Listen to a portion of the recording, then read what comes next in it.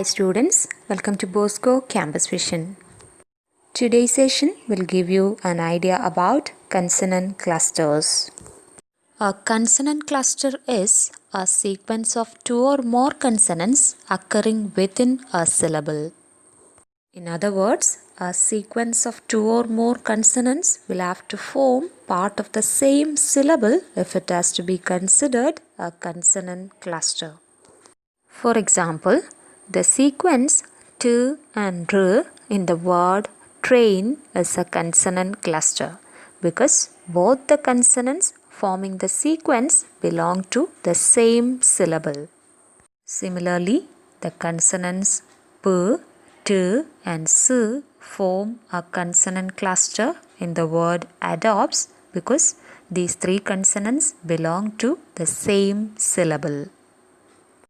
On the other hand, in the word tenter, the two consonants n and d do not form a consonant cluster since they belong to two different syllables.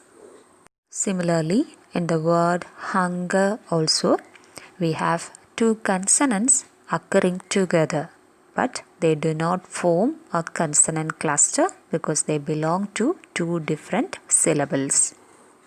Such sequences of consonants which occur together but belong to two different syllables are called abutting consonants. In English, clusters up to 3 consonants can begin a syllable and up to 4 can end a syllable. For example, in the word spleen, the 3 consonants s, p and l form the consonant cluster. In the word Thames, the 4 consonants that is m, p, t and s form the consonant cluster. Next we have archoids and contoids.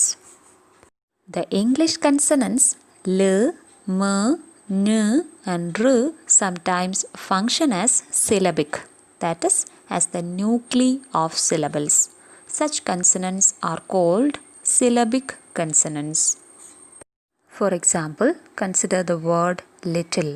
It has 2 syllables. Here, the l acts as syllabic. Similarly, the n in mutton. The frictionless English sounds v and y, which are phonetically of a vowel-like quality, are functionally consonants. They are marginal in syllabic structure and are preceded by the indefinite article a and not an.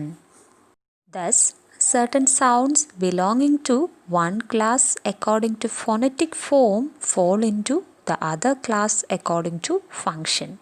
That is, consonants functioning as vowels and vowel-like sounds functioning as consonants. Attempts have been made to solve this problem of confusion between terms. K.L. Pike in his phonetics introduced 2 new terms to refer to forms alone to replace the terms vowel and consonant to archoid and contoid. The term syllabic is used for the syllabic or V element of syllable structure and non-syllabic for the marginal or C element. Thus, we get 4 categories.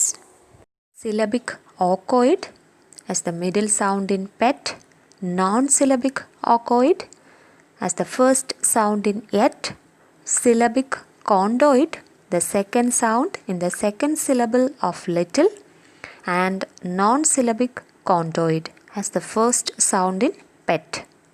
Syllabic archoid, that is vowels, and non-syllabic contoids, that is consonants, are the most common of these 4 categories. So that's about archoids and contoids. Here come the questions for you. Please do answer these questions. Thank you so much for paying attention.